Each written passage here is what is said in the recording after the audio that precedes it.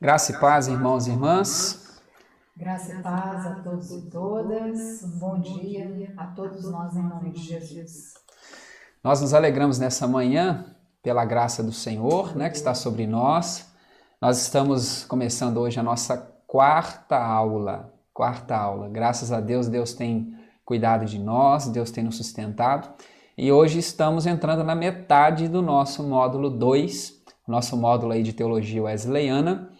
E está passando muito rápido, né? Espero que você esteja aproveitando aí da melhor forma possível. Para nós está sendo motivo de muita alegria esse tempo de aprendizado, também revisitar alguns temas importantes para a nossa fé, para a nossa vivência.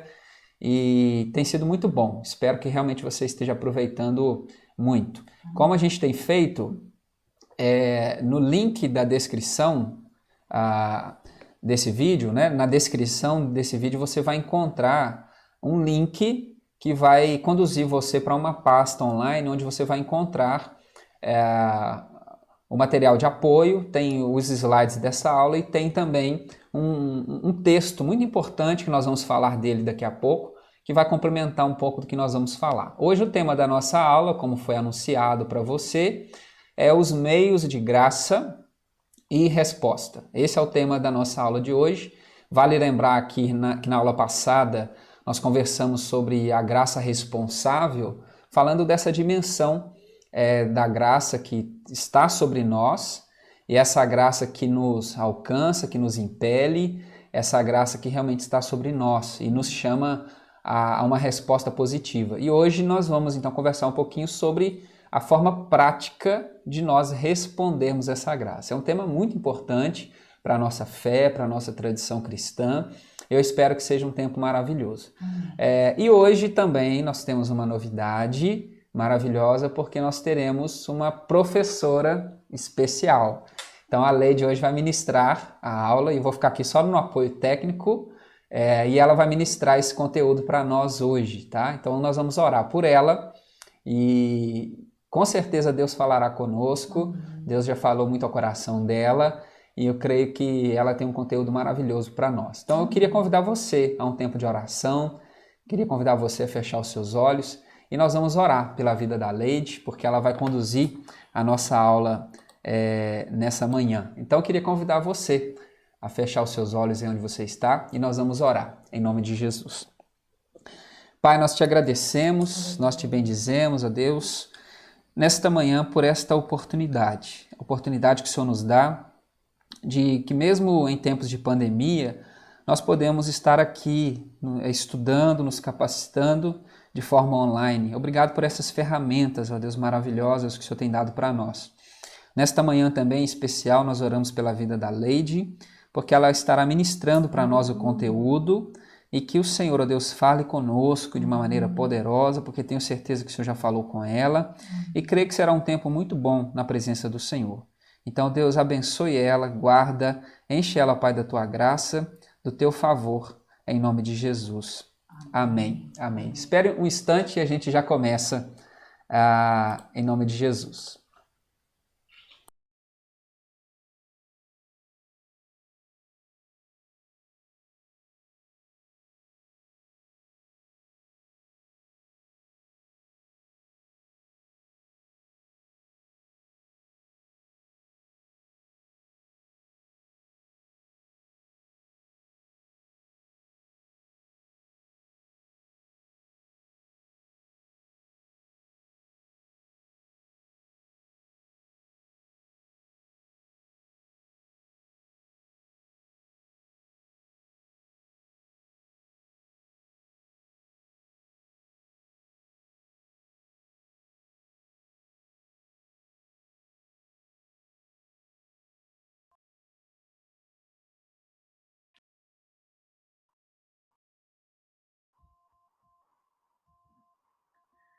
Bom, irmãos e irmãs, para mim é uma grande felicidade estar hoje com vocês de uma maneira mais estreita.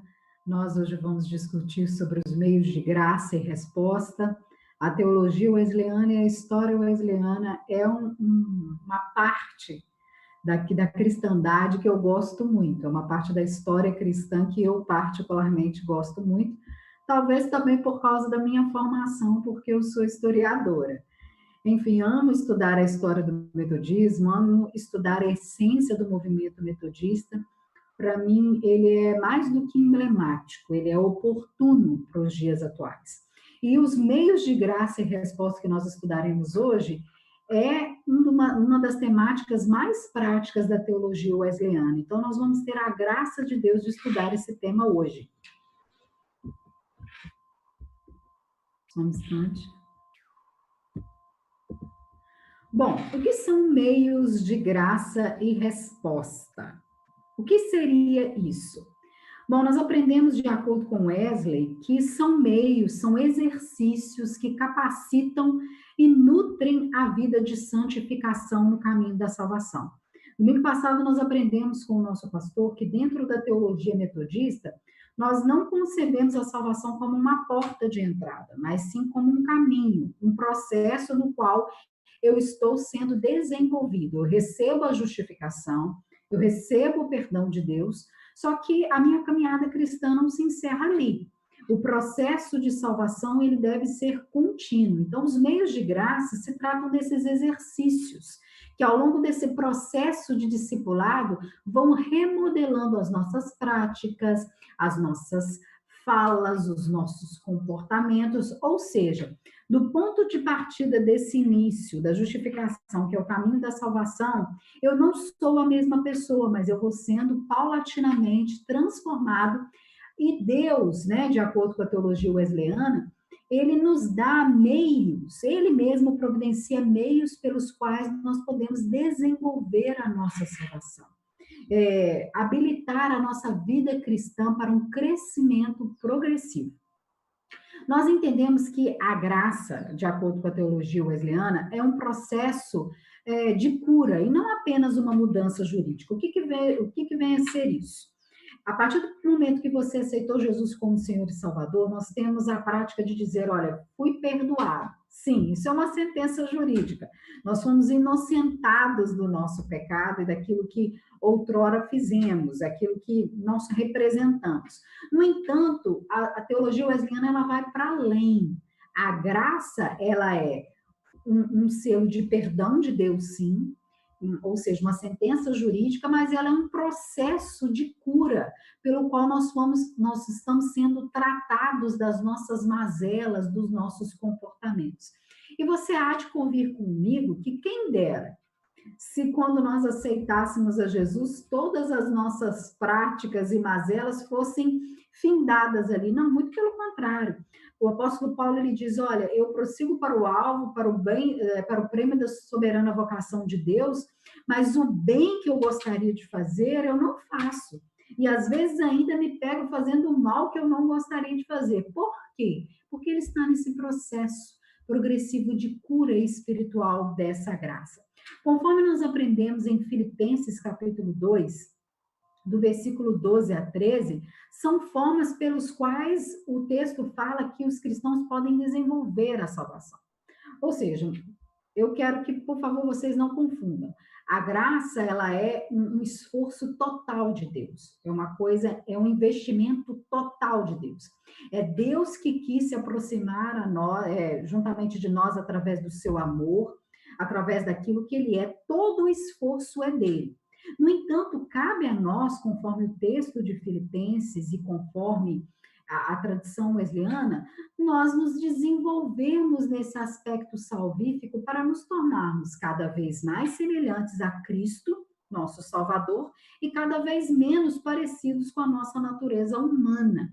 Ou seja, Deus ele foi tão perfeito, e eu acredito que a graça ela deve ser repetidamente louvada, repetidamente ovacionada, porque Deus ele fez todo o esforço em amor por nós e ainda assim providenciou meios, ou seja, exercícios de disciplinas pelos quais nós ainda podemos ser cada dia mais curados e curadas pela sua graça. Ou seja, nenhum dos esforços dos meios de graça, ele sobrepõe aquilo que Cristo fez, não, de maneira nenhuma. tudo vem dele, tudo é por causa dele. No entanto, Cristo pede de nós que nós nos movimentemos de acordo com a sua vontade. É o que nós também chamamos de progressão revelatória, ou seja, Jesus ele vai se revelando e vai sendo impresso nas nossas vidas conforme nós vamos avançando e respondendo aquilo que ele vai nos revelando e nos mostrando. Porque, irmãos e irmãs, fato é que o nosso Deus, segundo a sua muita misericórdia, e o nome disso é misericórdia, não se revela de todo, de maneira plena, de uma vez para nós. De maneira nenhuma, ele sabe que nós não suportaríamos de maneira nenhuma entender as grandiosidades eternas. Então, nesse estreitamento de relacionamento, de resposta, ele vai se revelando paulatinamente. Ou seja, conforme eu vou me exercitando, ganhando, digamos, uma condição espiritual, uma condição física espiritual, conforme eu vou desenvolvendo os meus músculos espirituais, o peso da glória de Deus, o peso da revelação de Deus e da imagem de Jesus vai sendo impresso paulatinamente conforme nós suportamos. Mas assim como no exercício físico, eu vou usar essa figura de linguagem para facilitar para nós não começamos pegando 50 quilos, certo? Nós começamos pegando pouquíssimos quilos, 1, 2 quilos. E conforme o músculo ele vai desenvolvendo e vai tendo a capacidade, é que nós vamos aguentando mais. Da mesma forma, os meios de graça e resposta são esses exercícios pelos quais eu e você, repito, participamos dessa graça e vamos sendo habilitados para receber tudo aquilo que Deus deseja para nós, tá? Então, de maneira nenhuma, primeiro ponto, de maneira nenhuma, os meios de graça são meios pelos quais eu me justifico diante de Deus. Isso não existe. Nós somos justificados pelo sangue de Jesus. Isso é fato. Fato consumado, não há o que questionar. No entanto, nós respondemos essa graça para sermos curados nesse processo terapêutico do caminho da salvação. Bom, no cristianismo da Idade Média, a igreja romana, que era a única igreja da época, ela focava em 7 sacramentos que eram vistos como os únicos meios de graça. Então, nesses sacramentos existia o batismo, existia a ceia. A gente sabe que até hoje, para os nossos irmãos católicos, o casamento é um sacramento, entre outros pontos. Para o Wesley, no entanto, os meios de graça não estão confinados a esses 7 pontos. Muito pelo contrário, para ele, os meios de graça, ele transborda para além desses 7 pontos.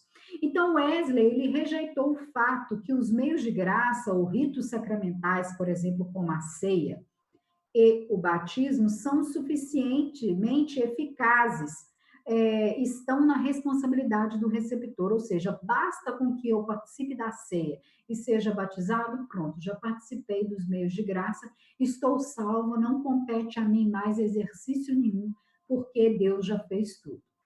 Esse tema dos meios de graça, irmãos e irmãs, é imprescindível nos nossos dias hoje.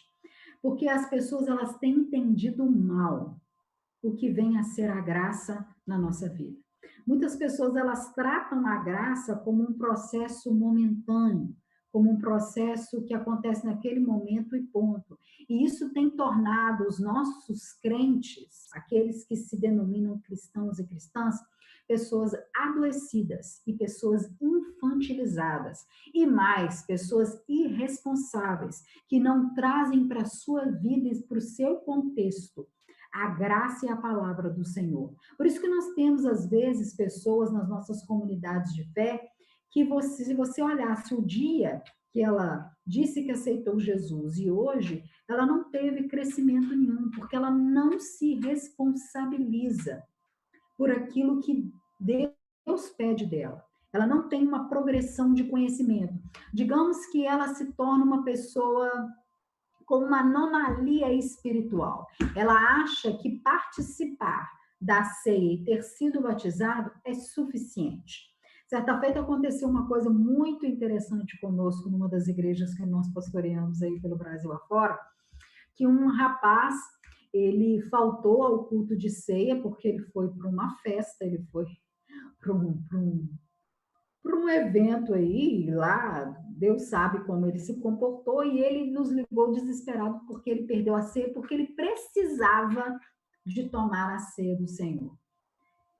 E conversando com esse jovem, nós percebemos que ele achava que tomar o pão e o suco ali resolvia o problema dele. Que a graça não pedia dele mais resposta de comprometimento nenhum.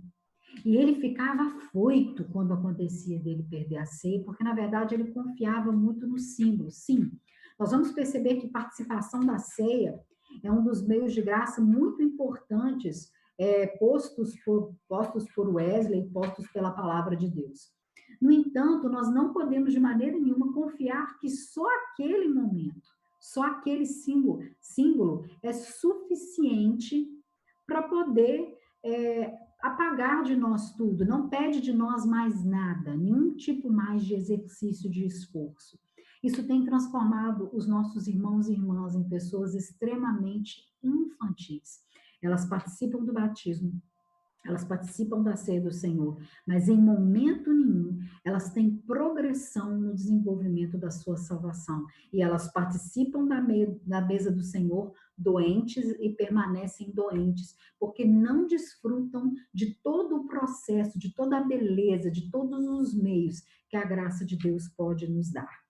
Bom, Wesley também enfatizava que ações mecânicas, como, por exemplo, o culto e a oração, não também significava que a pessoa estava 100% justificada, ou seja, não eram meios e não eram exercícios que faziam da pessoa logo santificada. Muito pelo contrário, quanto mais eu oro e participo de cultos, ou seja, manifesto o meu exercício nesse que ele chama de exercícios mecânicos, quanto mais eu participo disso, e isso é extremamente importante, isso não me faz sentir a pessoa mais justa e mais santa do mundo. Infelizmente, nós temos pessoas que elas se gloriam de ser pessoas de uma vida de oração. Há pessoas que se gloriam porque não perdem nenhum culto na casa de Deus. Ora, isso é um contrassenso. Ela usa um meio de graça para poder se vangloriar, ou seja, esse meio de graça não está exercendo na vida dela a graça de fato, porque ela se gloria e ela se aplaude por conta daquilo que ela tem feito. Bom, quais são os meios de graça e de resposta, então, que nós vamos abordar hoje, segundo a teologia wesleyana?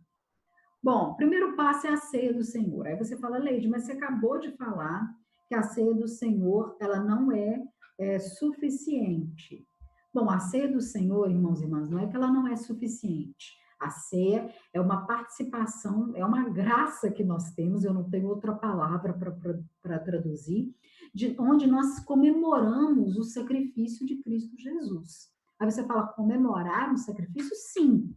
Se não fosse por causa dele, por causa daquilo que ele fez, por causa daquilo que ele é, de maneira nenhuma, nós estaríamos aonde nós estamos, tendo, como Hebreus fala, livre acesso diante de Deus. Ou seja, a ceia, ela é importante não só por causa do perdão que ela significa, mas por causa da edificação que ela significa.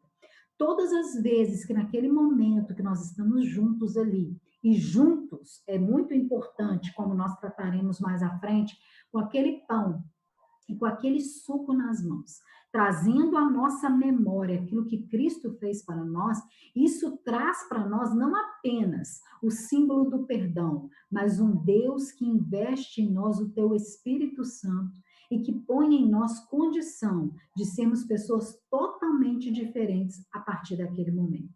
Portanto, a ceia não é, como nós temos aprendido na teologia metodista, um sinal de que você naquele mês não pecou. Então, eu não pequei esse mês, então eu posso tomar ceia, eu não cometi erro nenhum. Ora, se o critério fosse esse, irmãos e irmãs, eu acredito que 100% de nós não poderíamos nunca comungar, nunca experimentar a ceia. Existe também uma visão muito errada sobre esse meio de graça que é a ceia do Senhor. A pessoa, esse mês eu falei mal de Beltrano, eu não vou participar da ceia. Não, não é assim.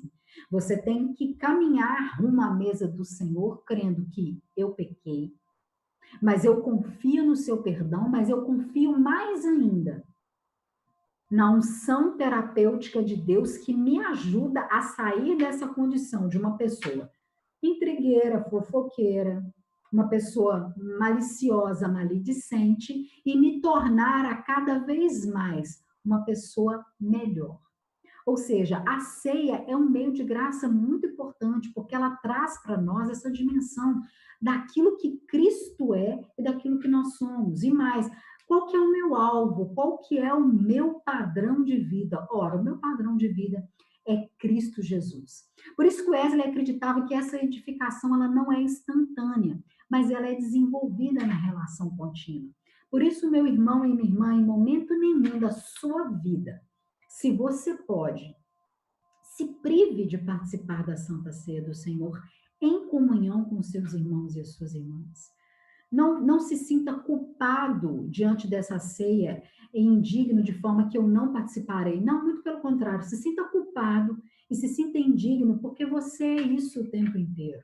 E porque foi Jesus quem te salvou e é Ele que te dá condições de superar a sua vida, de superar quem você é. Não vá diante da mesa do Senhor como o jovem que eu citei, achando que pronto, eu tomei aquilo, eu estou santificado, mas não pede de mim nenhuma resposta positiva, não. É tomar aquele símbolo dizendo, Deus, eu acredito e eu creio que eu tenho essa fraqueza, mas o Senhor vai me dar condição, mediante a sua graça, de eu ir abandonando as minhas fraquezas e naquilo que outrora eu era fraco, eu me tornar forte. Não é uma confiança no pão e no suco, mas é uma confiança naquilo que aquilo representa. O que aquilo está representando? Um Jesus que nos cura nas nossas mazelas espirituais. Portanto, a ceia é para nós um estímulo para um progresso contínuo. Ora, a lei de que comungou mês passado, eu tenho que ter essa esperança, não pode ser a mesma lei de que vai comungar hoje, e hoje é dia de Santa Ceia, viu, irmãos? Hoje nós teremos esse meio de graça disponível para nós. Não pode ser. Aí você falou, Leide, mas eu ainda não consegui me desgarrar de certas coisas. Sim, certas coisas são difíceis de nós desgarrarmos, de nós abandonarmos. No entanto, toda vez que eu pego aquele pão e aquele suco, eu tenho que entender, eu estou em progresso. E eu confio e eu me empenho através dos meios de graça e resposta e acredito na suficiência do perdão de Cristo Jesus para me ajudar a sair dessa condição. Então, estamos esclarecidos? Se houver alguma dúvida, depois vocês mandem para mim. A ceia ela é um meio de graça, ela é um estímulo para o nosso progresso. Mas de maneira nenhuma, como muitos cristãos e cristãs acham só aquilo, só aquele momento ali é o suficiente. Não, ela faz parte de todo um processo que nos ajuda nessa progressão espiritual, ok? Bom, o culto coletivo. Como eu disse para vocês, a questão da coletividade é muito importante. Como eu costumo brincar com vocês quando nós estamos congregados, o Senhor Jesus, ele gosta da tal da palavra coletivo. Jesus, ele gosta do tal do coletivo.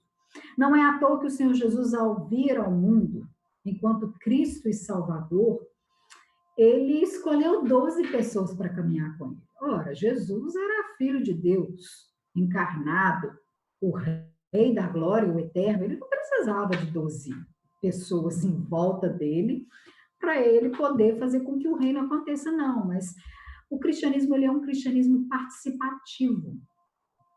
Ele é um cristianismo do coletivo, da comunhão. Ou seja, meu irmão, minha irmã, se você tem alguma dificuldade com coletividade, com comunhão, com irmãos e irmãs, você precisa começar a avaliar algumas coisas sobre a sua vivência cristã. Porque eu desconheço evangelho sem o coletivo. Jesus, ele veio, ele escolheu os 12, e a igreja, que era 12, virou milhares, que virou milhares, que virou milhares. E cada dia mais, o que o Espírito Santo nos pede pela sua palavra é que nós sejamos juntos, reunidos e reunidas. Tanto é que uma das condições, e se você for olhar e observar, foi um mandamento que Jesus mandou para os seus discípulos, foi: permaneçam em Jerusalém, juntos, até que desça do alto o Espírito Santo. Ou seja, eles tiveram que ficar ali um tempo reunidos, buscando, orando, jejuando, para que a graça, o Espírito Santo viesse sobre a vida deles. Ou seja, a presença do Espírito Santo, ela é manifesta no nosso individual, sim, mas ela é de maneira poderosa manifesta quando nós estamos reunidos. Por isso que o Wesley acreditava que o culto coletivo era um dos meios de graça pelo qual o crente tem o seu sustento.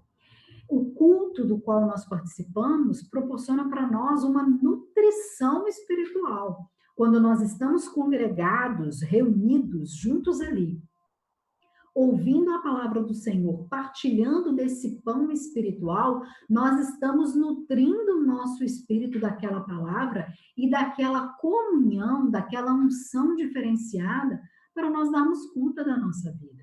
Por isso eu repito, sem medo nenhum de errar, não existe evangelho individualista, não existe culto, no sentido pleno da palavra, sem eu estar em comunhão com um irmão, com uma irmã. Hoje nós vivemos num fenômeno onde, claro, nós estamos nessa situação de pandemia, nós estamos tendo o nosso culto online, porque nós somos forçados a essa situação, mas muito antes disso, muitas pessoas se contentavam apenas, eu tenho comunhão com Jesus, através do culto televisionado. Aí você fala, é errado? Não, de maneira nenhuma. Assista os cultos televisionados, assista uma pregação no YouTube, mas você precisa ter comunhão com uma irmã e com um irmão. Isso é feito através do culto coletivo. Aí você pode dizer para mim, sim, mas ali existem as nossas diferenças. Sim, meu irmão, é nas nossas diferenças de nós, enquanto corpo de Cristo, que nós nos alinhamos, que nós aprendemos a melhorar os nossos comportamentos, o nosso caráter. É através dessas vivências que nós somos aperfeiçoados e nutridos.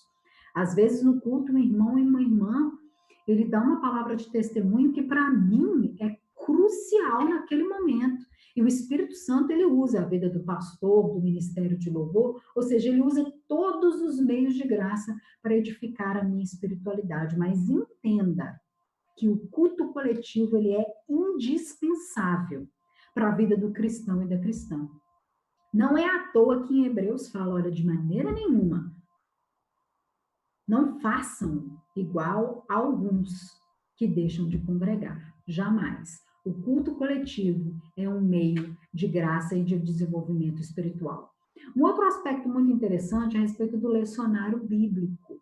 Aí você pergunta para mim, lecionário bíblico, o que é isso, Leide? Lecionário bíblico é uma agenda de leituras bíblicas, onde os metodistas tinham leituras, onde eles poderiam fazer as suas devocionais. E eu acredito e vejo que nós temos vivido essa graça, esse meio de graça. Nós temos o nosso lecionário coletivo, que é o nosso Lendo o Evangelho de Lucas, cronograma de leitura bíblica. Meus irmãos, isso é um meio de graça.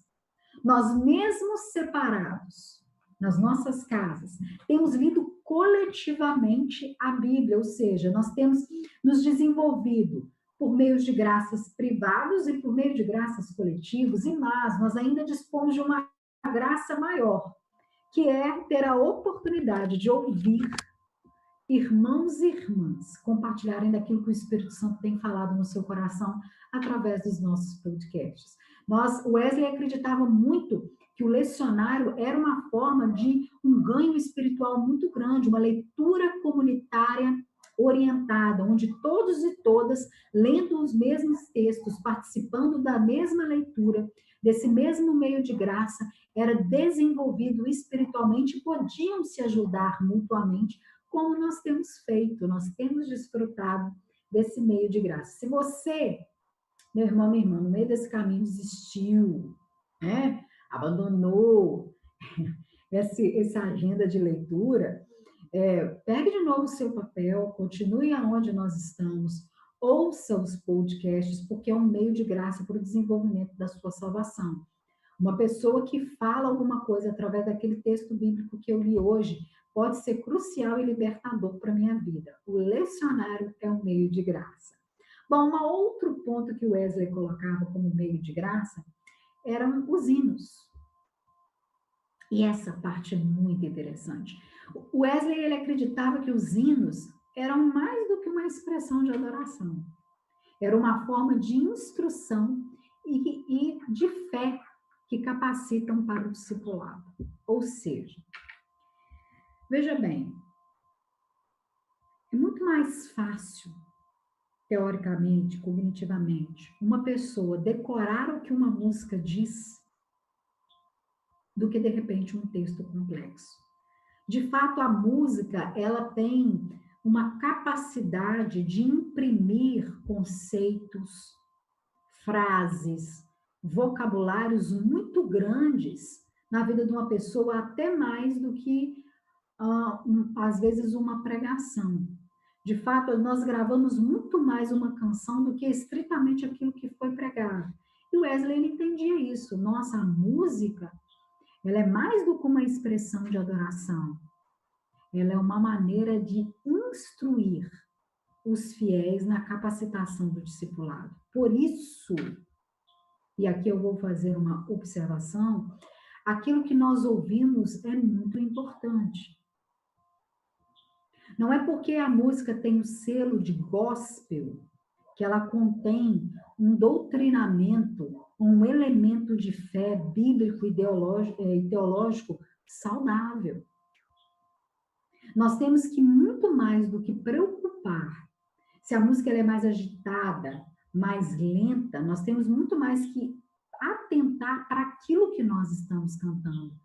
Porque uma verdade, entre aspas, uma doutrina falsa vestida de verdade, gerada na cabeça de uma pessoa, inculcada numa cabeça de uma pessoa, faz muito mais mal do que verdade nenhuma. O que eu quero dizer com isso? Uma teologia errada, cantada e repetida várias vezes na vida de uma pessoa, faz com que ela acredite numa coisa errada a vida inteira. E depois, para você desfazer aquilo, meu irmão e minha irmã, dá um trabalho. É muito difícil. E nós temos hoje, como na época de Wesley também existia, muitas canções perigosas. Muitas canções que, sim, existe o elemento da liberdade poética, mas muitas canções que ensinam em verdades bíblicas e teológicas. Muitas canções que ensinam vingança, que ensinam você a desprezar as pessoas.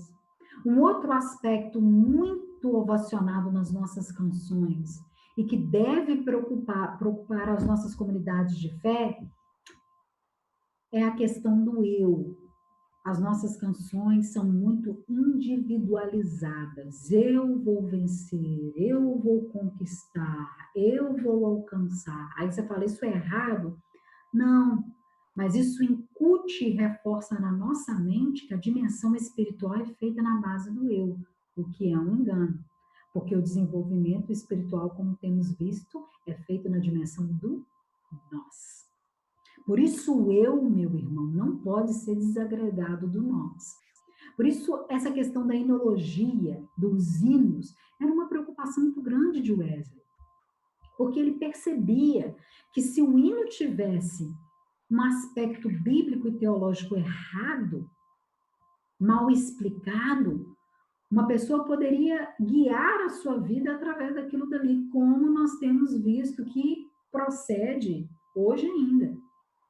Tem pessoas que acreditam naquilo que é cantado, não porque a palavra do Senhor diz, foi a música quem disse, a palavra do Senhor não diz aquilo. E ela segue naquele engano a vida inteira.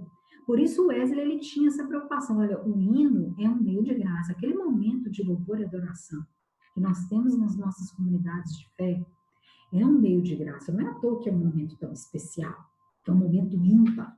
Mas nós temos que preocupar mais com o que estamos cantando do que, às vezes, com a ritmação, às vezes, da música. Eu vejo hoje muitos cristãos e muitas cristãs muito preocupados com o estilo da música. Se a música ela é mais lentinha, ela é música de adoração. Se a música é mais agitada, é música de guerra. Ora, não que eu estou dizendo que isso é errado, que isso não convém, não é isso. mas eu estou dizendo que nós deixamos outras coisas passarem, que têm ensinado coisas erradas para os nossos irmãos e as nossas irmãs.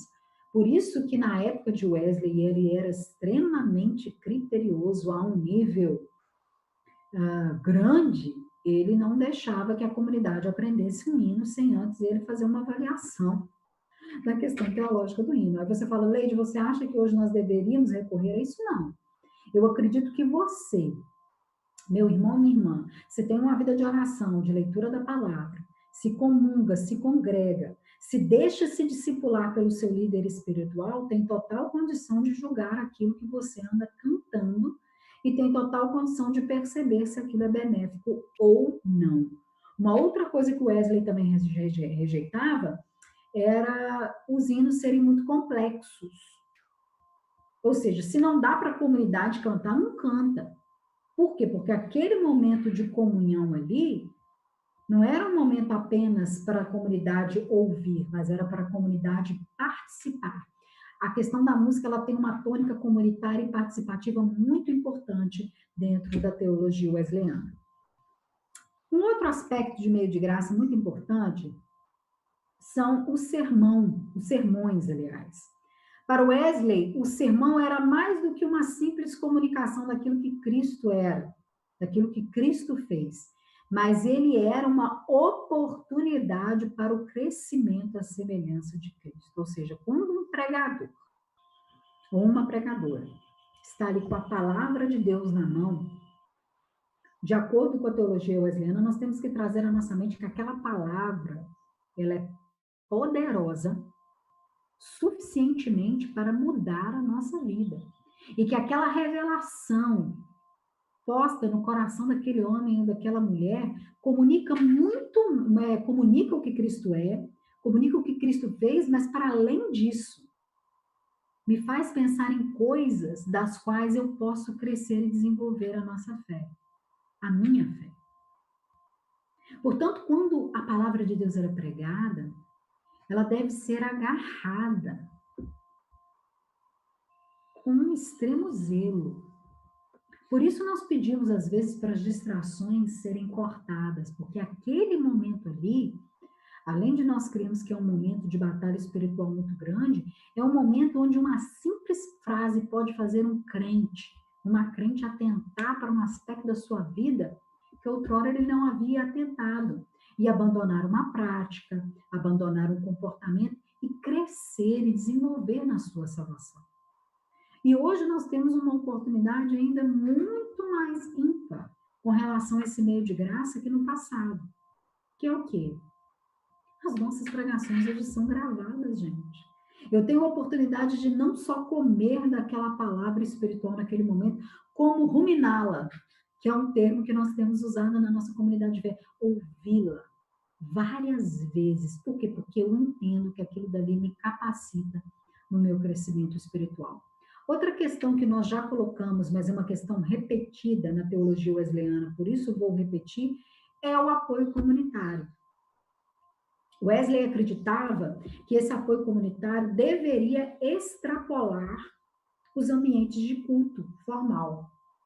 Ele acreditava que reuniões onde membros, pessoas leigas, se reuniam para se encorajar, orar juntas, era crucial para o desenvolvimento da salvação e era um meio de graça. E ele dizia mais com uma palavra escrita, como essa frase escrita que nós colocamos no nosso slide aí. O Evangelho de Cristo não conhece religião que não seja social, nem santidade que não seja santidade social. Ou seja, é impossível você ser cristão e ser santificado nesse caminho da salvação sem estar em comunidade. E ele dizia mais, ele ia ao extremo, existe uma responsabilidade mútua. Aí você pode estar perguntando para mim assim, o que é isso, Leide? Eu sou responsável pelo desenvolvimento espiritual do meu irmão, da minha irmã. Olha que crítico. Para além de procurar desenvolver os meios de graça que Cristo Jesus me proporcionou para que eu, enquanto indivíduo, desenvolva, eu sou responsável pelo desenvolvimento espiritual do meu irmão e da minha irmã. Aí você diz, meu Deus, mas como que isso é possível? E Wesley entende isso, olha, eu sou responsável de ao ver um irmão ou uma irmã desanimado, triste, abatido, desesperançoso, frio, sumido, eu sou responsável de ir até aquela pessoa e animá-la na fé e procurar levá-la para o caminho de volta, do ânimo, do vigor, da alegria. E se vocês me permitem pontuar uma coisa muito interessante aqui, hoje nós vivemos uma tendência de responsabilização clerical. O que é isso, Leide? Nós achamos que compete só ao clérigo, ou a clériga, ou o pastor, ou a pastora, animar a fé alheia, orar, ir atrás. Sim, compete sim. Eu digo para você que compete, isso é uma das responsabilidades e atribuições pastorais. Mas meu irmão e minha irmã, isso de maneira nenhuma exime você e eu de fazer o mesmo. Wesley entendia que essa responsabilização mútua, ela é de extrema importância para o desenvolvimento da salvação de todos e de todas. Ou seja, se o meu irmão capenga na fé, como diria o popular, eu tenho culpa disso. Por quê? Porque eu não fui atrás. Eu não me disponibilizei em orar com ele. Está com dificuldade de ler a Bíblia, meu irmão? Tudo bem, eu vou ler com você. Vocês entendem a seriedade que os meios de graça impõem para a nossa fé? Aí você diz, Leide, mas eu mal consigo me responsabilizar por mim mesma.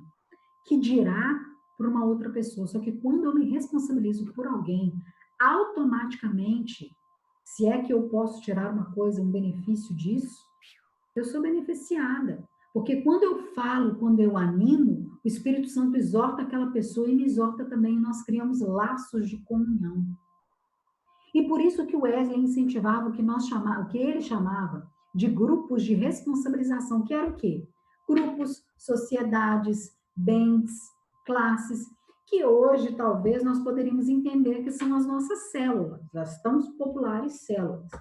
Aí você diz, Leide, no século XVIII, no eixo do movimento metodista, célula? Sim, meu irmão, célula. Grupos pequenos, de no máximo 12 pessoas, onde havia um líder previamente escolhido, uma pessoa que o pastor ou a pastora olhava que tinha condição de liderar, uma maturidade espiritual, para tomar conta daquele grupo, para fortalecer aquele grupo, mas mais do que isso, ensinar aquele grupo a se autoalimentar, se retroalimentar, aliás, se fortalecer. Uma pessoa que fica ali como mediador, dizendo, você já ligou para o seu irmão? Você já procurou fulano? Você já orou com ele? Você já mandou uma mensagem para ele hoje? Sim, grupos de responsabilização. E nesses grupos de responsabilização, era também um espaço muito importante para confidências. Sim, as pessoas confidenciavam os seus pecados nesses grupos e células, bens, sociedades, classes. Complicado, não é mesmo? Por quê? Porque, e a fofoca, como é que fica? Sim, Wesley era extremamente rigoroso com esse aspecto. Se existe um grupo de apoio e de responsabilização, existe um grupo de confidências, existe também um grupo de sigilo. Em momento nenhum, no movimento metodista era aceito fofocas e picuinhas nos meios dos grupos de responsabilização. Por isso, meu irmão e minha irmã, quando uma pessoa te confidencia alguma coisa, você peça a Deus, e que possamos pedir a Deus a capacidade de ficar em silêncio.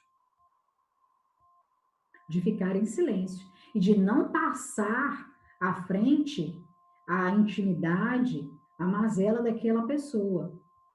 O Wesley chegava ao extremo de punir o grupo quando isso acontecia.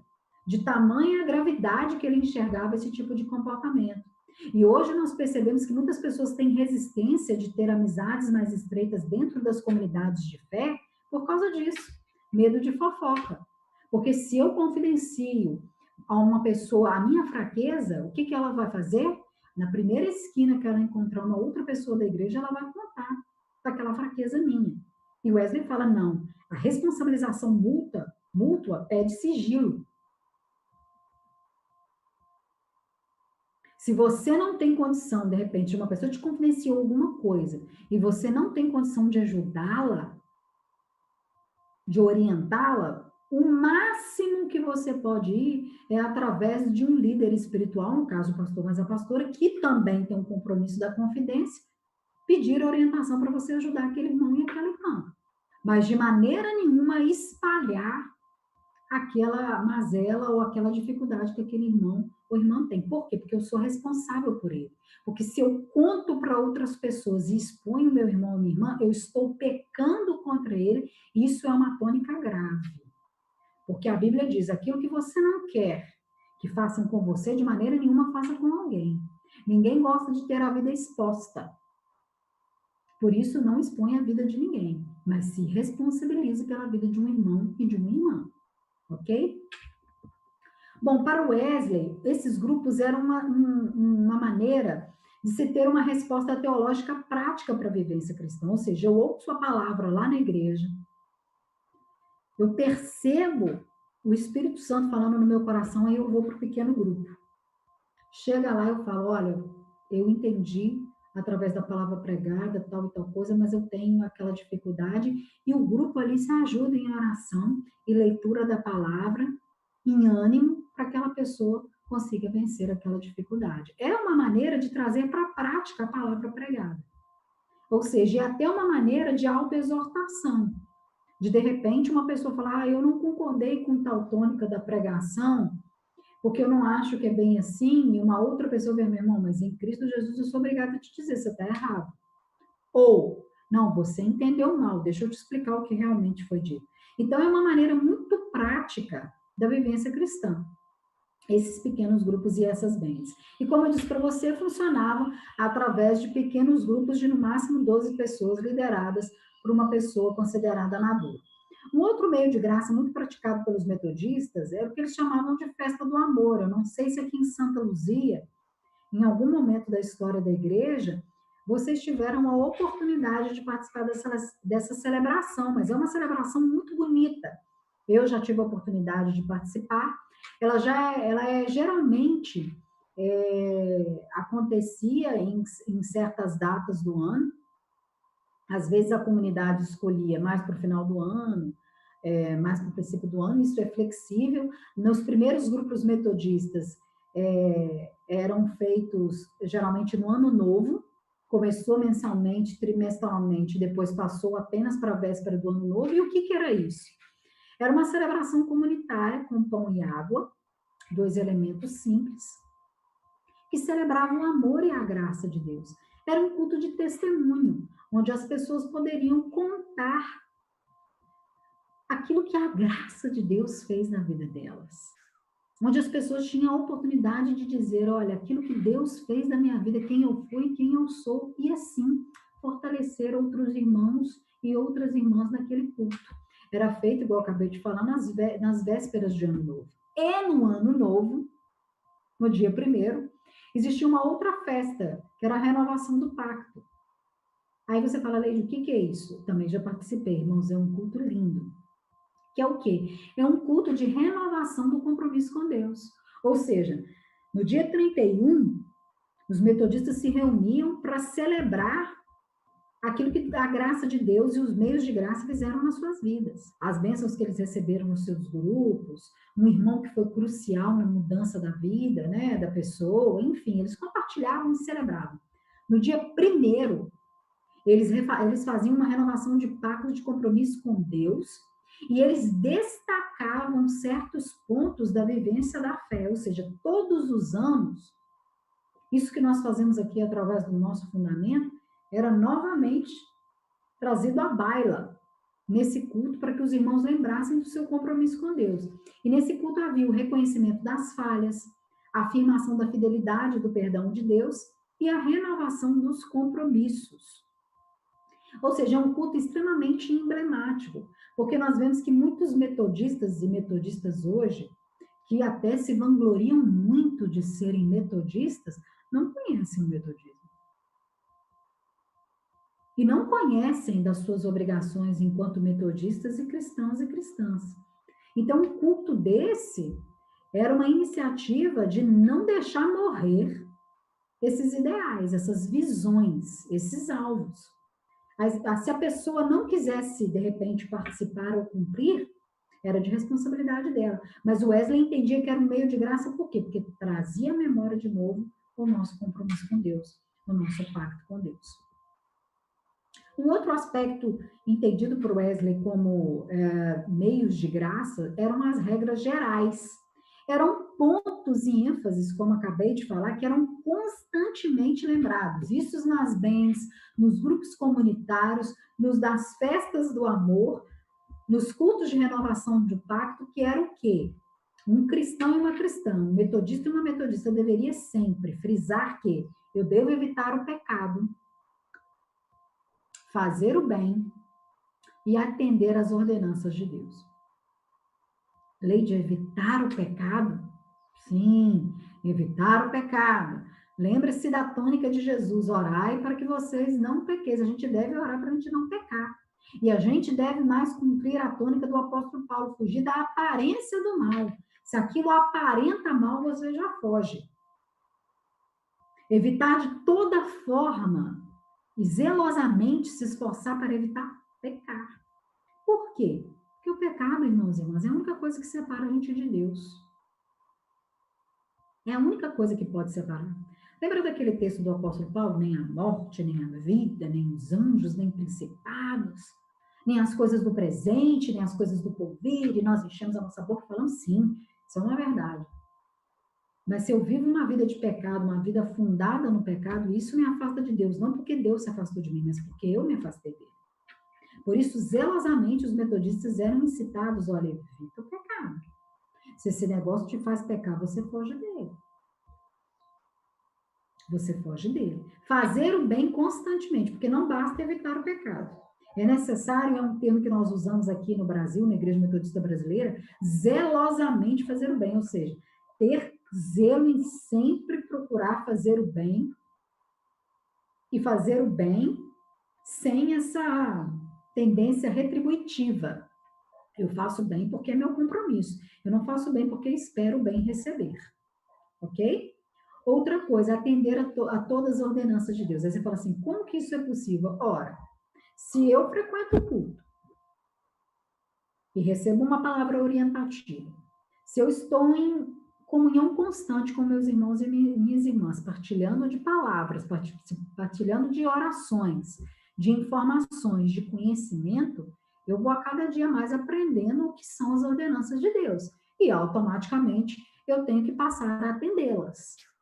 Ou seja, se Deus me pede ações de piedade e misericórdia, olhando para os mais fracos, para as pessoas mais pobres, para as pessoas em condições de dificuldade, eu farei.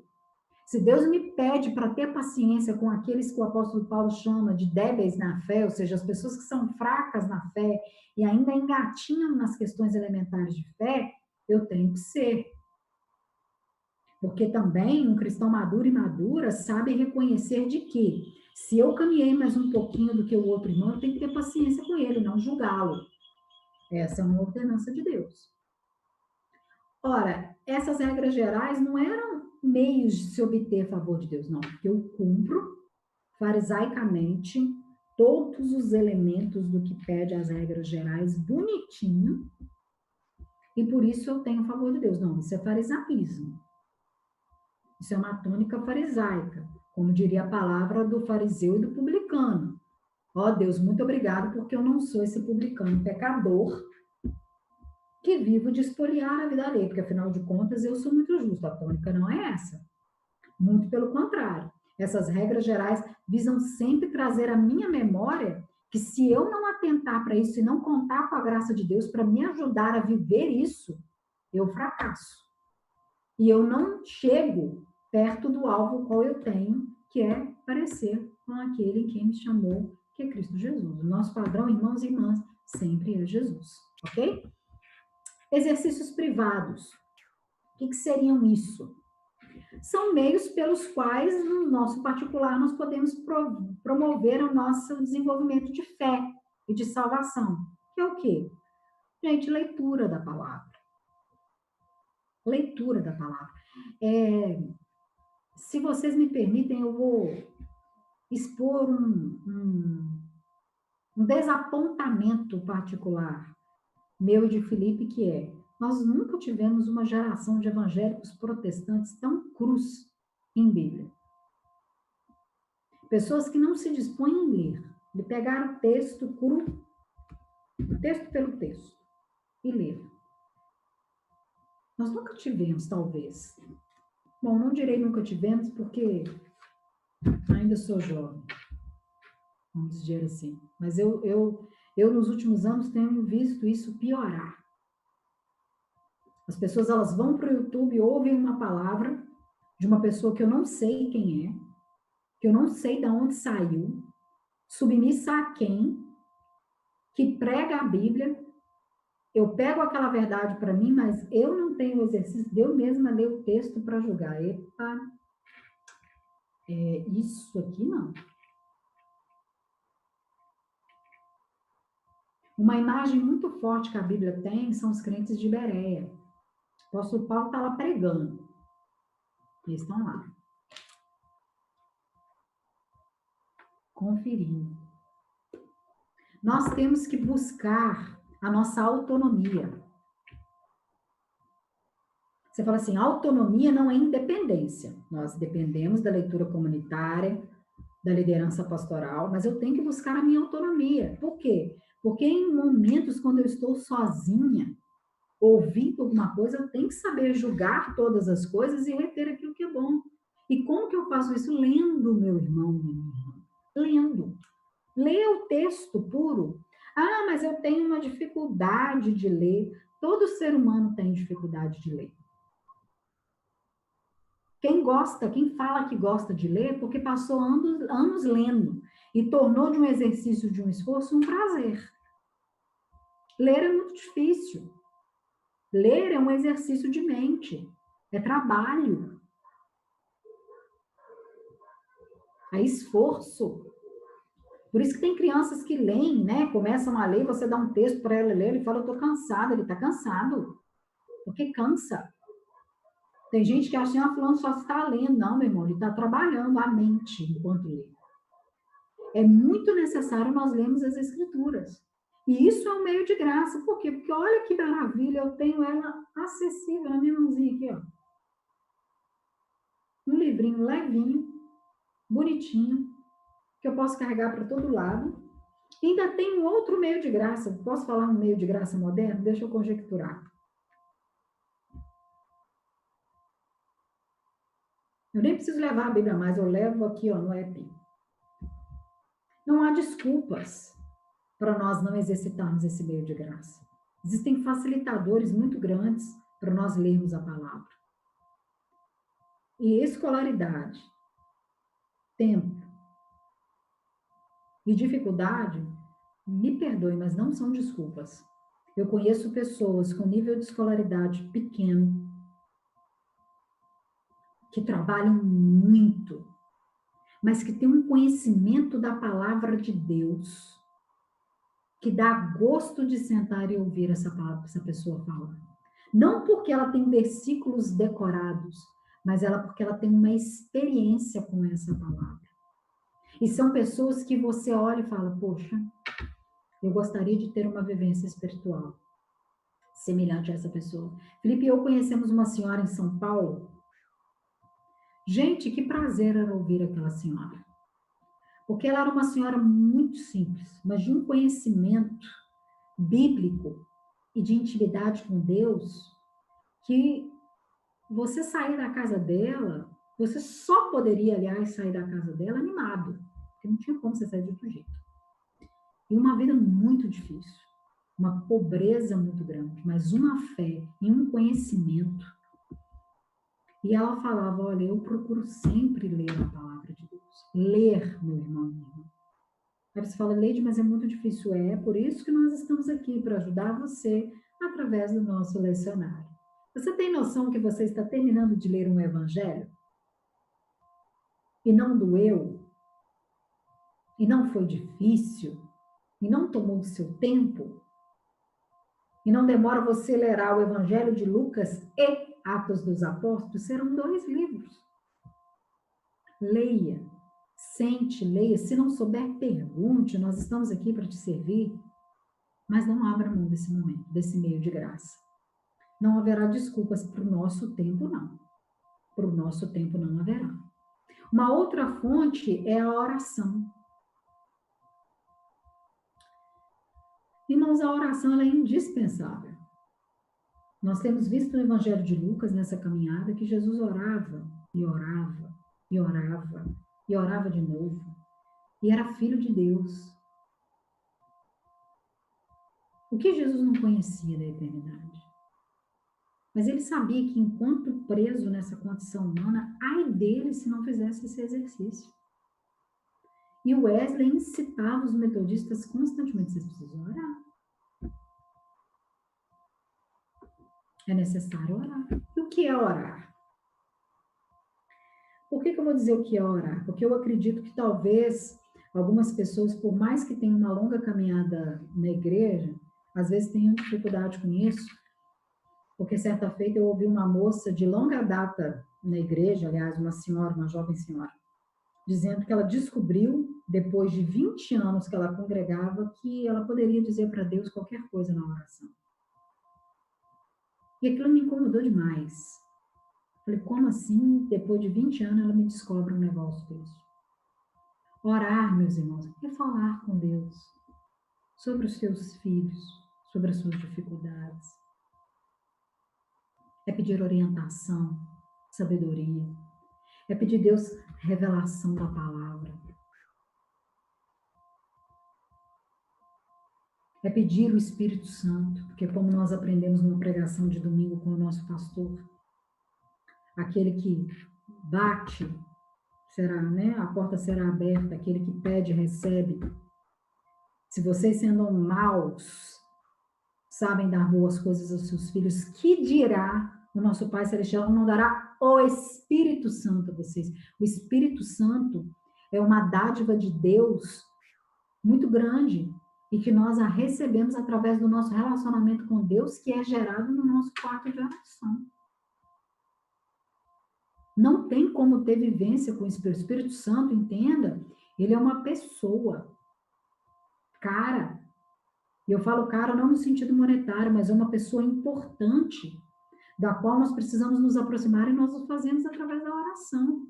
É na oração que o Espírito Santo nos tira dessa condição material e nos joga para uma condição espiritual e mostra e pontua para nós, Leide, como a pastora Lucileia pregou para nós terça-feira, Lucileia, você está passando tempo comigo, mas você está pouco preocupada com tal coisa. Eu não sei se vocês lembram quando ela disse essa frase. É o momento que o Espírito Santo fala, fulano, você está agindo mal com seu filho, Beltrano, tenha paciência. É aquele momento que o Espírito Santo vai falando no nosso coração, irmãos e irmãs, não é automático. O Wesley, para ter o seu coração aquecido, que é aquele evento de 24 de maio, que nós tanto falamos dele, ele orou anos. Ali, ó, todos os dias, nos mesmos horários. Aprendeu com a mamãe, que Suzana era uma mulher de fazer inveja, uma mulher de oração. Quem dera Deus levante mulheres iguais Suzana Wesley. 5 horas era a hora de orar, meu irmão. Pelo menos são os que os anais nos contam e os livros nos dizem. Poderia o céu cair. Ela ia orar. E Wesley aprendeu isso da mãe. Wesley só se tornou aquele avivalista do dia 24 de maio porque ele foi gerado em um quarto de oração. Às vezes eu penso que nós queremos muito que Deus nos dê certas coisas, mas nós não queremos entrar na olaria de Deus, como diria a música. Nós não queremos ali ser trabalhados e quebrados. A oração é um meio de graça indispensável. Crente que não ora não vai para frente. Aí você fala, Leide, quanto tempo? Irmão, isso aí eu sei com Deus. Eu só posso te dizer uma coisa. Com o tempo será o menor dos problemas. O tempo será o menor dos problemas. Eu só sei que se nós quisermos viver coisas sobrenaturais, nós precisamos entrar na fornalha do Espírito Santo e deixarmos sermos trabalhados por esse meio de graça que é a oração. Não dispense a oração. Não tem outro jeito. Leitura da palavra e oração. Não tem outro jeito. Um outro fator são as obras de misericórdia. Voltamos para a questão coletiva, que são os cuidados com o bem-estar alheio. E isso envolvia o próximo tópico, que é a negação de si mesmo, que é a prática de não exceder nos prazeres. Gente, o que é isso? Wesley entendia, os primeiros metodistas entendiam, que se eu posso exceder em algum prazer é porque talvez eu poderia não fazê-lo e dispor para uma pessoa que não tem condição também. No sentido de que? Em dois sentidos tem essa frase. O primeiro deles é assim, se eu posso comer um pedaço de torta de chocolate, eu tenho uma torta inteira, e por que não eu não comer um pedaço e ao invés de me exceder naquele prazer, que aquela torta inteira sozinha para mim, eu não repartir um pedaço com uma outra pessoa? Isso é uma obra de misericórdia, lembrar de alguém, é um carinho. Mas ele vai mais para além. Exceder nos prazeres causa distrações da fé. Ele não está dizendo que ter prazer é errado, mas ele está dizendo cuidado com o excesso. E afinal de contas é o excesso que faz a gente pecar, irmãos.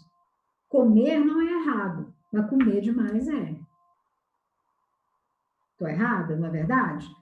Comer não é errado. Comer aquela coisa gostosa que eu gosto não é errado. Mas exceder é. E Wesley falava, cuidado, os excessos fazem a gente pecar e tornam um prazer, em vez de bênção, maldição. Aí você fala, nossa, que rigor. Sim, que rigor. Mas o cristianismo, ele é isso. Ele é integral para a vida inteira. O cristianismo, ele toca no corpo, ele toca na mente, ele toca na espiritualidade. Esse negócio de que eu sou cristão, eu estou caminhando no caminho da salvação, isso não afeta em nada o meu exterior. Ora, meu irmão, tem uma coisa muito errada. Muito errada. O exterior não deve ser para nós motivo de glória, a mudança exterior. Mas não haver nenhuma mudança exterior está errado. O evangelho, ele muda a minha vivência até com os prazeres da vida. Desde os mínimos aos maiores. Eu aprendo a lidar com os meus excessos. Isso é uma progressão espiritual muito grande. E um outro ponto que entra embutido nessa questão é o jejum. E aqui nós temos que confessar um pecado muito grande, que é o porquê que nós não conseguimos jejuar. Nós não conseguimos jejuar porque nós excedemos os nossos prazeres com relação à comida. Nós comemos demais. E quando nós, viciados nesse comer demais, somos desafiados a jejuar, meu irmão, confesse, a gente passa perto. Eu falo nós, não digo só os outros, digo eu também. Por quê? Porque nós estamos acostumados tanto a uma vida desregrada, que quando vem a regra, ela se torna uma penitência. E Wesley jejuava toda semana. E os metodistas, em uma grande leva, também. Lembrando que o movimento metodista não é um movimento de John Wesley, é um movimento do povo chamado metodista. Existia um povo ali. Nós citamos o Wesley porque é mais fácil citar o nome de um indivíduo do que de uma multidão. Mas era uma multidão de pessoas que jejuavam, eram disciplinadas na questão do jejum. Mas porque vigiavam nas mínimas coisas, conseguiam progredir nas maiores. E eu me pergunto, e eu tenho me perguntado, particularmente, se essa minha fraqueza e displicência, às vezes, não é ocasionada porque eu me excedo em certos prazeres. Come demais, não consegue jejuar. E jejuar é difícil, irmão. É uma negação de si ao extremo. É abrir mão de comer, que é uma coisa elementar da vida. E os metodistas, eles faziam isso constantemente. E eu me pergunto que não será por causa de tanta disciplina, de tanto desenvolvimento nos meios de graça e resposta que eles chegaram tão longe, que eles chegaram até a nós. Morreram, todos eles, daquela primeira geração. No entanto, esse fervor está aqui, olha, século 21, e nós sentados falando de irmãos e irmãs que conseguiram colocar em prática isso. Aí você fala, Leide, com relação ao jejum, o que você enxerga que pode ser a solução? Nós começamos a nos motivarmos mutuamente à prática do jejum, da oração, da negação, da leitura da palavra, do congregar, da participação na ceia do Senhor. Por fim, eu quero terminar com você lembrando que os meios de graça são presentes do próprio Deus para nos proporcionar experimentarmos na plenitude o que Ele fez e faz por nós. O que Ele fez e faz por nós. Você pode escolher não querer e não participar. A graça está lá, posta, para todo aquele que quer. Só basta nós respondermos com caminhos que Ele mesmo pôs diante de nós. Deus, Ele é perfeito. Ele não só fez todo o esforço, como Ele providenciou os degraus para nós subirmos. Mas é necessário nós nos exercitarmos através desse meio de graça. É como, e termino aqui com essa ilustração, é como um pai que deseja dar um patins para um filho. Mas a criança não sabe andar de patins. Aí a criança ela pode escolher, ou ela calça o patins e no primeiro tombo ela desiste e guarda no guarda-roupa, o patins é dela, o presente está ali. Ou ela resolve calçar aquele patins novamente, tentar e tentar e tentar, e se exercitar e exercitar e experimentar as aventuras do que uma viagem de patins pode trazer para a vida dela. E quando ela se percebe, ela está lá fazendo piruetas e mais piruetas, como se nunca ela tivesse tido dificuldade com aquilo. Deus, de semelhante forma, nos deu a graça. A graça é um presente, é uma dádiva, que nós podemos, como esses patins, escolher exercitá-la através desses meios ou não. E você pode escolher largar de lado esses meios e não desfrutar das aventuras do Espírito, ou calçar o seu patins e patinar na esfera espiritual e descobrir coisas muito superiores e se aventurar nas coisas superiores do céu. Nós precisamos ansiar por coisas superiores. E os meios de graça são exercícios pelos quais nós podemos andar rumo a isso. Ok? Bom, 2 meios de graças, um eu citei, é a ceia e o outro é o batismo, mas eu apenas cito, são 2 elementos cruciais, mas nas próximas aulas nós entraremos mais especificamente nesses 2 temas, porque eles pedem mais tempo para serem explanados, ok? No mais, eu gostaria de saber se alguém tem alguma dúvida.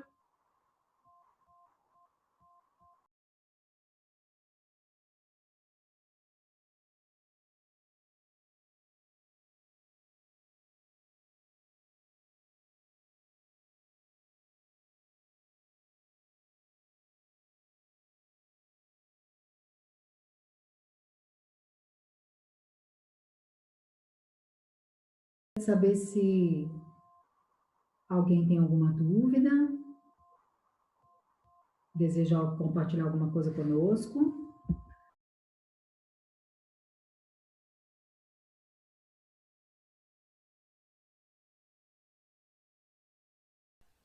Pessoal, então nós completamos esse módulo, né?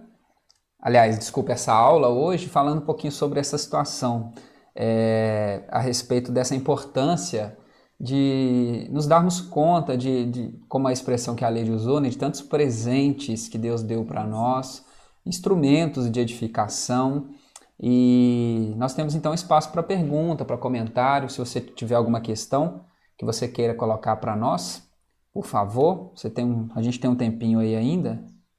Chegou alguma coisa para você aí? Eu abri o celular aqui.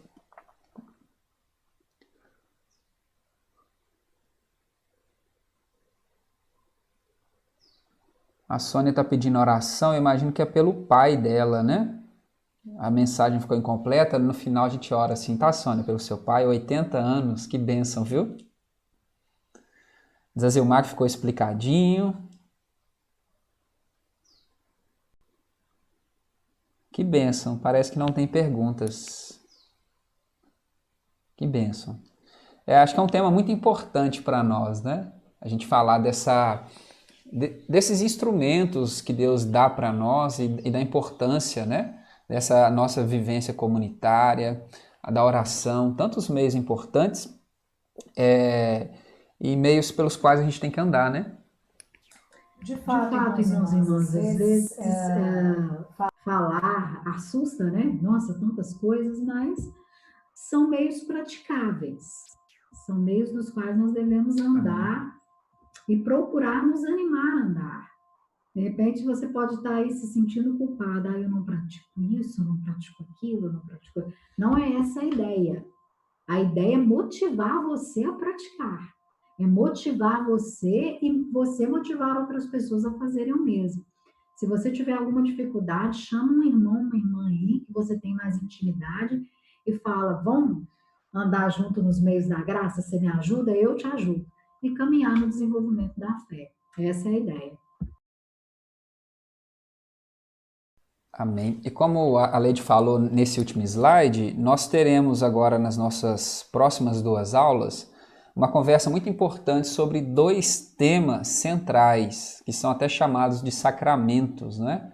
A questão da ceia e a questão do batismo. São esses 2 instrumentos maravilhosos aí que nós temos, tão mal interpretados, tão mal usados, né? Tão banalizados em nosso tempo, mas que são fundamentais para a nossa fé, para a nossa vivência.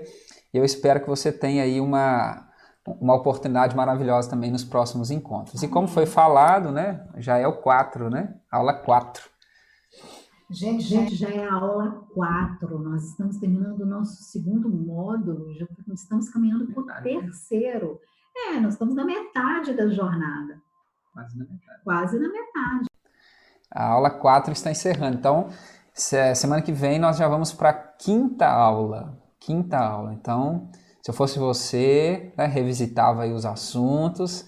Espero que o conhecimento esteja sendo construído de uma maneira proveitosa para vocês, para a gente crescer junto. Essa é a intenção desse curso, né? Por isso a ideia de fundamentos, para a gente realmente ter base, para a gente crescer. Essa é a expectativa de Deus para nós, essa é a expectativa do céu para nós, mas requer de nós, como foi muito bem falado hoje, resposta. A graça vem, então são os meios da graça manifestando sobre nós, mas também são meios de resposta. É uma relação.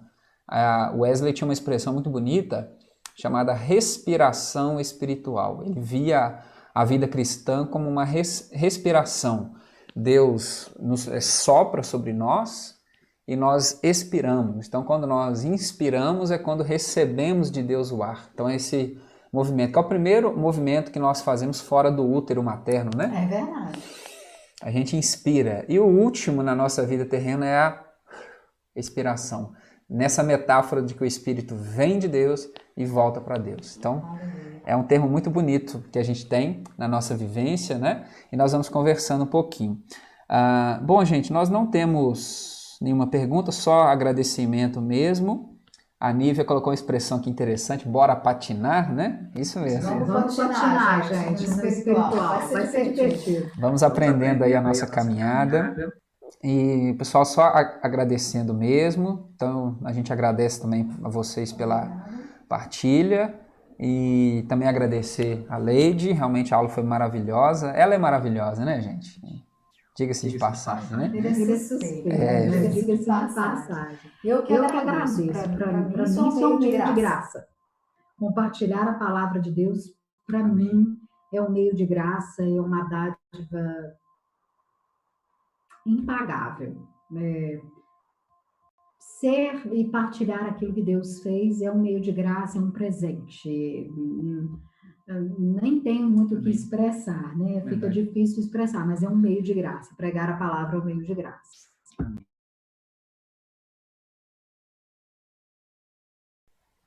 Bom, falando em meios de graça, lembrando que hoje nós temos o nosso culto de ceia, então foi avisado para você ao longo da semana. Daqui a pouco nós vamos postar no grupo o link da transmissão, estamos preparando tudo com muito carinho para que possamos celebrarmos juntos, né, esse tempo, para que seja uma celebração maravilhosa, ainda em distanciamento social, mas não quer dizer que não é real. Online, ser virtual, não quer dizer que não seja real. É a forma como nós temos e Deus com certeza estará conosco nessa unidade que nos é permitida por enquanto. Daqui a pouco estaremos reunidos fisicamente de novo. Mas hoje teremos mais uma vez, então prepara aí. Se você ainda não teve tempo e você está impossibilitada de ir até a rua, evite ir então. Pode usar pão, água. Se você não tiver nem o pão, você pode usar um biscoito ou uma fruta, tá? Tapioca, enfim, para que você se proteja também, tá? É muito mais importante do que os alimentos em si, é o que nós vamos fazer e a representação disso, tá? Então, lembrando, 19 horas estaremos aí na nossa live da oração, hoje especialmente com a ceia, tá? Gente, então nós vamos orar agradecendo a Deus e louvando a Deus. Eu queria convidar você, mais uma vez, a fechar os seus olhos, nós vamos agradecer. Mais uma vez agradecer a Leide, né, por essa aula maravilhosa, por esse tempo, e que você aproveite ao máximo, tá? Na descrição tem um link, você pode baixar esses slides e tem também um sermão de Wesley em que ele fala a respeito desse tema, o sermão 16, chamado Os Meios da Graça, tá? Então está disponibilizado para você lá que quiser ao longo da semana e se deleitar com uma leitura do século XVIII, viu? Um texto muito bom, muito oportuno, em que ele fala bastante sobre esses temas, tá? Então vamos orar, agradecendo a Deus. Pai, nós te bendizemos, nós te louvamos, te agradecemos por tudo que o Senhor tem feito. Pedimos a Deus a tua graça, a tua bênção sobre nós. Obrigado por essa aula, por esse tema, pela vida da Leide, pela vida de cada um de nós que estávamos reunidas aqui, virtualmente falando, mas em unidade no Senhor, unidade na tua palavra, unidade no conhecimento. Nós te agradecemos por isso, ó Deus, e pedimos que o Senhor esteja sobre nós. Agradecemos também pelo pai da Sônia, que completa hoje 80 anos e, como ela mesma disse, com saúde. Nós agradecemos por isso, ó Deus, e que este aniversário dê para nós esperança em dias tão difíceis como nós estamos vivendo. Nós agradecemos e pedimos que hoje à noite também tenhamos um dia maravilhoso, um culto, uma celebração maravilhosa, em nome de Jesus. Amém. Amém. Gente, que Deus abençoe vocês, então, e a gente se encontra daqui a pouco, tá? Deus abençoe, gente. Um bom dia na graça e na paz de Deus.